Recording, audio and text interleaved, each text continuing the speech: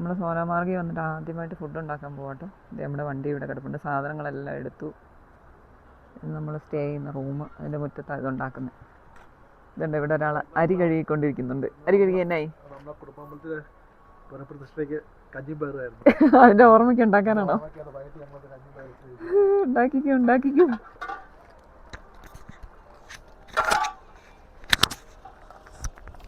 ഇങ്ങാണ് പോവാ. തണുപ്പുണ്ടോ? നമ്മളാദ്യം കഞ്ഞി ഇടും, അത് കഴിഞ്ഞിട്ട് പയറുണ്ടാക്കും അല്ലേ അച്ഛേ?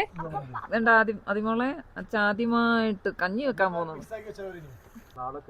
കുറച്ച് വെള്ളം മതി, അധികം വെള്ളം വേണ്ട, അത്രയും മതി. ഇപ്പോൾ നമ്മൾ കഞ്ഞിയൊക്കെ റെഡിയാക്കി റൂമിൽ കൊണ്ടുവന്നു. കഞ്ഞിയും പയറും നാരങ്ങാച്ചാറും കഴിച്ചുകൊണ്ടിരിക്കുക.